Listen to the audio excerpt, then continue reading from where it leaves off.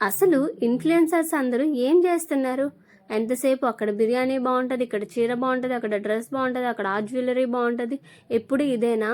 ఒక్క విషయం చెప్పలేదు ఎవ్వరు ఇంతవరకు. రివ్యూస్ అయితే చూస్తున్నాను ఈ 2 డేస్ నుండి. అంతే తప్పించి ఏ ఇన్‌ఫ్లుయెన్సర్ చెప్పడం కూడా నేను చూడలేదు. 'నరసింహస్వామి' సినిమా అండి చాలా అంటే చాలా బావుంది. జీవితంలోనే ఒక్కసారైనా చూడాల్సిన సినిమా. మేము జీరో ఎక్స్‌పెక్టేషన్స్ తోటి అసలు ఎళ్తామని కూడా అనుకోలేదు. ఎంత అదృష్టం అంటే నేను ఇదే శనివారం సప్త శనివార వ్రతం మొదలుపెట్టుకున్నాను. అనుకోకుండా మా తమ్ముడు తీసుకెళ్ళాడు ఆ సినిమాకి. అసలు ఎక్స్‌పెక్ట్ చేయలేదు. మనం చూడాలి, మన పిల్లలు చూడాల్సిన సినిమా అండి ఇది. నేను 'హరిహర వీరమల్లు' అయితే చూశాను. మూవీ కాదండి. హౌస్‌ఫుల్ అంట థియేటరు. ఇక్కడ 'నరసింహస్వామి' సినిమాకైతే వచ్చాము. థియేటర్ ఎంత ఖాళీగా ఉందో నేను చూపిస్తున్నాను చూడండి.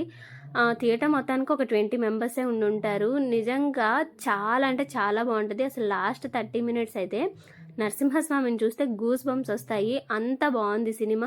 ఖచ్చితంగా జీవితంలో ఒక్కసారైనా ఈ సినిమాని మనం చూడాలి, మన ఇంట్లో వాళ్ళు చూడాలి, మన పిల్లలకి మెయిన్‌గా చూపించాల్సిన సినిమా అండి. నేను ఏ ఇన్‌ఫ్లుయెన్సర్‌ని తప్పుగా పోర్ట్రేట్ చేద్దామని అయితే అనట్లేదు. నాకు అనిపించింది చెప్పాను. ఎందుకంటే మీరు చెప్తే ఒక నలుగురు ఇన్‌ఫ్లుయెన్స్ అవుతారు.